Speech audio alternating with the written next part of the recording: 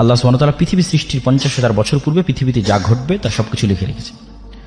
আব্দুল্লাহ বিন মাসউদ রাদিয়াল্লাহু তাআলা আনহু বলেন, মৃত্যু যেভাবে মানুষের দিকে দৌড়াচ্ছে, ধেয়ে আসতেছে, পৃথিবী বা সময় আমাদের থেকে পালিয়ে যাচ্ছে, আর কিয়ামত এবং মৃত্যু আমাদের দিকে দৌড়ে দৌড়ে আসতেছে।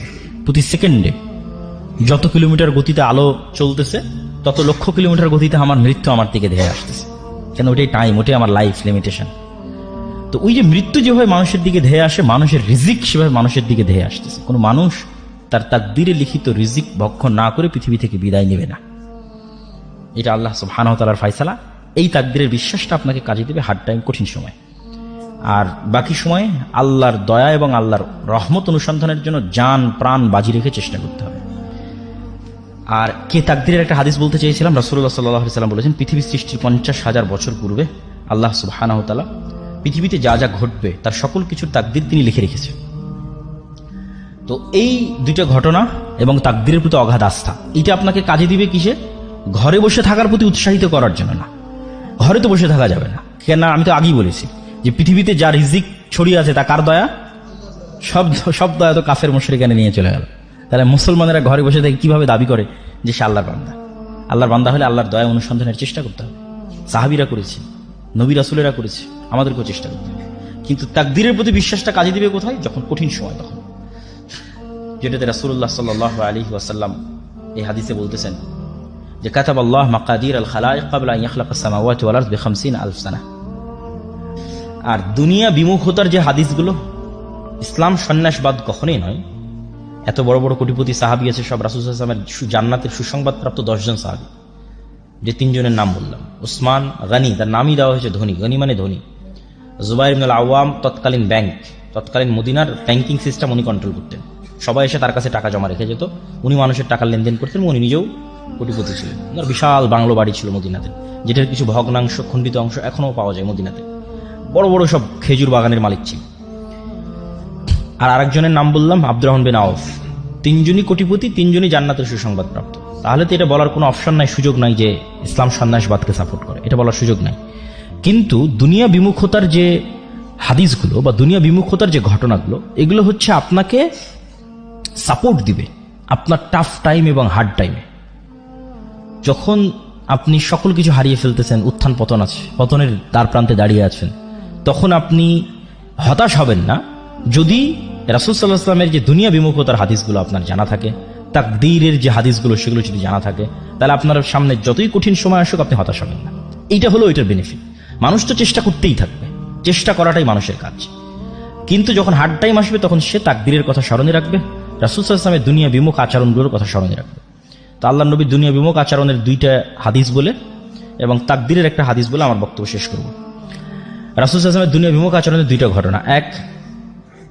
একদিন একজন মেহমান আসছে, আমি শুধু বাংলা বলে যাচ্ছি, হাদিস সহিহ। একদিন একজন মেহমান আসছে আল্লাহ নবীর কাছে, এসে বলতেছে যে আমার রাস্তাঘাটে আমি সবকিছু হারিয়ে ফেলেছি, আমার একটু খাবারের ব্যবস্থা করতে হবে। এই 2টা ঘটনা আপনাদের খুব মনোযোগ দিয়ে শুনতে হবে, আমাদের বক্তব্য শেষ। খাবারের ব্যবস্থা করতে হবে। আল্লাহ নবী লোক পাঠালেন তার স্ত্রীদের ঘরে, কিছু আছে কিনা খাবারের।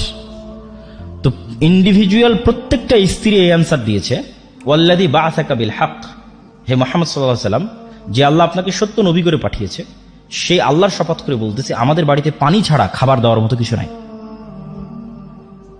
তো তিনি হচ্ছেন তৎকালীন বিশ্বের সর্বশ্রেষ্ঠ মানব, সকল যুগের সর্বশ্রেষ্ঠ মানব। তার বাড়িতে মেহমান এসেছে, মেহমানকে খাওয়াবেন, খাওয়ানোর মতো তার কোনো স্ত্রীর বাড়ি থেকে এ আনসার আসলো না যেখানে একটা খেজুরের দানা আছে তাকে খাওয়াবে খাবার হিসেবে দেওয়া যায়, বা আটা আছে সেটিতে রুটি তৈরি করে দেওয়া যায়, বা গোস্ত আছে দেওয়া যায়। সবাই বলেছে তাদের বাড়িতে শুধু পানি আছে, আর দেওয়ার মতো কিছু নেই। তো আল্লাহর নবী কি করবেন? তখন তিনি সালাতের পর সাহাবীদের বললেন, আচ্ছা কেউ কি আছো তোমরা আজকে একজন মেহমানের দায়িত্ব নিতে পারবা? তখন আবু তালহা বলতেছে রিস্ক নিয়ে, সেও আসলে ইন ডিটেলস জানে না, কিন্তু আল্লাহর নবীর এই অসহায় অবস্থা দেখে সে রিস্ক নিচ্ছে। আবু তালহা বলছে, আল্লাহ নবী ঠিক আছে, আমি আপনার মেহমানের দায়িত্ব নিচ্ছি। তো আবু তালহা কোনো প্রকার যাচাই বাছাই না করেই সে কিন্তু মেহমান কিনে বাড়িতে চলে গেছে। বাড়িতে গিয়ে স্ত্রীকে বলতেছে যে আচ্ছা আজকে তো আল্লাহর নবী আমাকে একটা কাজ চাপিয়ে দিয়েছে, একজন মেহমানের দায়িত্ব আমার উপর দিয়েছে, বাড়িতে কোনো খাবার আছে? তখন আবু তালহার স্ত্রী বলতেছে, বাড়িতে তো বাচ্চাদের খাবার ছাড়া কোনো খাবার নাই, মানে ছোট 2-3টা বাচ্চা আছে, সেই 2-3টা বাচ্চাকে যে খাবার দিবে ওই খাবারটা ছাড়া কোনো খাবার নেই। তাহলে এখন করণীয় কি? তখন 2 স্বামী স্ত্রী মিলে পরামর্শ করেছে যে ঠিক আছে, এক কাজ করো, বাচ্চাদের খাবার না খাওয়িয়েই ঘুম পাড়িয়ে দাও। বাচ্চাদের খাবার খাওয়ায়ও না, তাদেরকে না খাওয়াই ঘুম পাড়িয়ে দাও। আর মেহমানের সাথে তো মেজবানকে বসতেই হয়, মানে যাকে আপনি মেহমানদারি করাবেন আপনার বাড়িতে, যদি তাকে আপনি না বসেন সে তো অকওয়ার্ড ফিল করবে, বিব্রত বোধ করবে। তাহলে আমরা যখন একসাথে মেহমানের সাথে খেতে বসবো তখন কৌশলে বাতিটা নিভিয়ে দেওয়া হবে, স্বামী স্ত্রীর প্লাগ।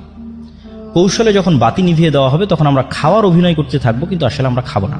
কেন, বাচ্চাদের খাবার অনেক অল্প স্বল্প খাবার, যদি আমরাও দুইজন বাতি জ্বালিয়ে সেটার সাথে অংশগ্রহণ করি তাহলে মেহমানের খাবার বলে আর কিছু বাকি থাকবে না। তাহলে বাচ্চাদের ঘুম পাড়িয়ে দেওয়া হলো এবং স্বামী স্ত্রী দুইজন বাতি নিভিয়ে খাবারের অভিনয় করলো, আর মেহমান খাবার গ্রহণ করলো।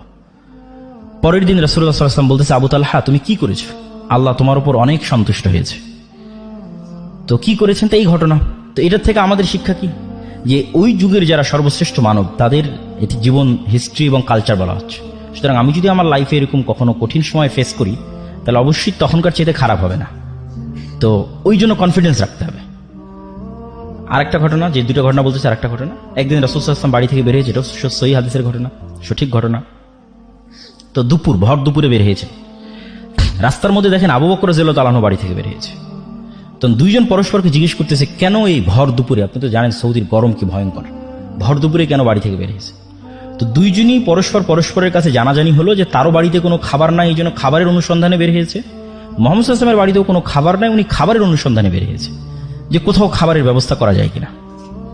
কিছু দূর হাঁটার পর দেখা যাচ্ছে ওমর রাদিয়াল্লাহু তাআলা আনহু রাস্তায়।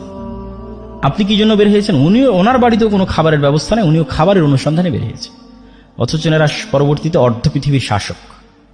তাহলে ক্ষুধার্ত অবস্থা থেকে অর্ধ পৃথিবী জয় করা যায়, ঠিক আছে? যখন তাদের কাছে কিছু নাই, ক্ষুধার্ত অবস্থায় মানুষের বাড়ি বাড়ি খাবার খুঁজে বেড়াচ্ছে, সেখান থেকে তারা অর্ধ পৃথিবীর শাসক হয়েছে। তো তাদের মতো করুণ এবং কঠিন অবস্থা আমাকে এবং আপনাকে ফেস করতে হয়নি, হচ্ছে না, হয়তো হবেও না। সুতরাং বড় স্বপ্ন দেখতে সমস্যা নেই। হাদিসটা শেষ করি, ঘটনাটা শেষ করি। দুইজন মিলে এক আনসারীর বাড়িতে গেলেন। আনসারীরা যেহেতু আগে থেকেই তাদেরই জমি জায়গা, মদিনা মানে তাদের জমি জায়গা, তাদের বাগান, তাদের সবকিছু। এনারা তো আসছে মক্কা থেকে হেল্পলেস অবস্থায়। যদি মক্কায় থাকতো হয়তো এতটা করুণ অবস্থা হতো না, কেন মক্কায় তাদের জমি জায়গা আছে, তাদের বাড়ি ঘর আছে। তো প্লেস চেঞ্জ করলে অবশ্যই মানুষ এই প্রবলেমগুলো ফেস করে। তো আনসারী সাহাবী অত্যন্ত খুশি হয়েছে আজকে আল্লাহ নবী তার বাড়িতে আসছে। আমাদের গ্রামেও যেমন ভালো কোনো মেহমান যায় তখন কিন্তু বাড়ির আমাদের মায়েরা বড় মোরগ বা ভালো যে মুরগি থাকে সেটা কিন্তু জবাই করে, এটা টেন্ডেন্সি, কালচার। তো আনসারী সাহাবী আল্লাহ নবীকে দেখে তাড়াহুড়া করে খেজুরের পুরো থোকা পেড়ে আল্লাহ নবীর সামনে রেখে বলতেছে, ওখানে কাঁচা আছে পাকা আছে খান। তাড়াতাড়ি বাড়ি থেকে ছুরি বের করে নিয়ে ছাগল জবাই করতে চলে গেছে, যে আজকে আল্লাহ নবী তার বাড়িতে আসছে, সে ছাগল জবাই করে রান্না করে খাওয়াবে। তো ছাগল জবাই হলো, রান্না হলো, খাওয়া দাওয়া হলো, খেজুর খাওয়ানো হলো, ছাগলের দুধ দেওয়া হলো, যত রকমের ব্যবস্থাপনা ছিল সবই করা হলো।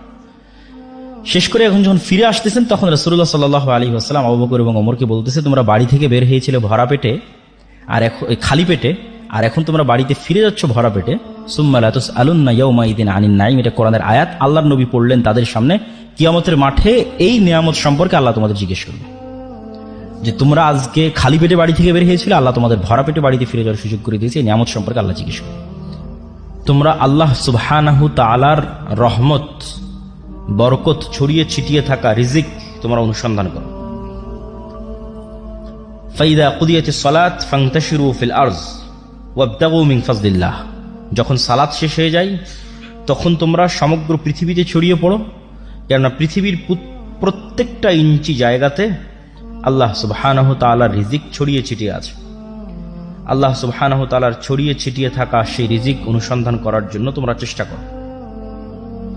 আর এক আয়াতে আল্লাহ সুবহানাহু ওয়া তাআলা বলেন, হুয়াল্লাযী জাআলা লাকুম ফামশু ফি মানাকিবিহা ওয়া কুলু মির রিজকিহি, দুনিয়ার মানুষ, এই জমিনে আল্লাহ রিজিকের সকল সিস্টেম দিয়ে রেখেছে। ফামশু ফি মানাকিবিহা, তোমরা এই জমিনের প্রত্যেকটা ইঞ্চি ইঞ্চি জায়গায় অনুসন্ধান করো, চলো, চেষ্টা করো। ওয়া কুলু মির রিজকিহি, এবং রিজিক বের করে নিয়ে আসার চেষ্টা করো।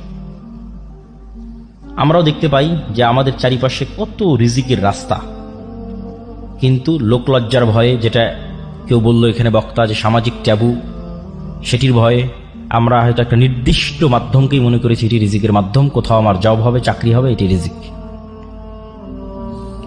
তো আসলে রিজিকের মাধ্যম লিমিটেড নয়, মানুষ চেষ্টা করলে অবশ্যই রিজিক পাবে, এবং চেষ্টা করবে কোন নিয়তে সেটিও আমরা তুলে ধরলাম আপনাদের সামনে, যে চেষ্টা করবে এই নিয়তে যে পৃথিবীতে যত রিজিকের ব্যবস্থাপনা আছে এগুলো সব কার দয়া, কার রহমত?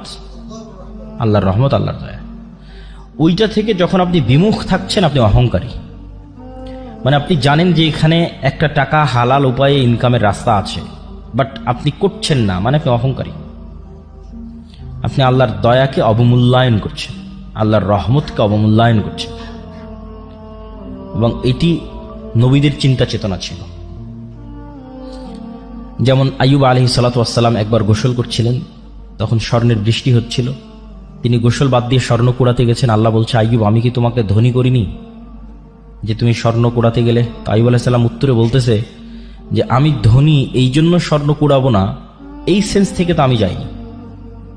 আমি গেছি এই সেন্স থেকে যে আমি যদি সমগ্র পৃথিবীর মালিকও হই, যে এই মুহূর্তে সারা পৃথিবীর সকল ধন সম্পদের মালিক আমি একাই, তারপরেও যদি স্বর্ণের বৃষ্টি হয় তো আমি ওইটা কুড়াতে যাবো, কেননা এটা কার দয়া?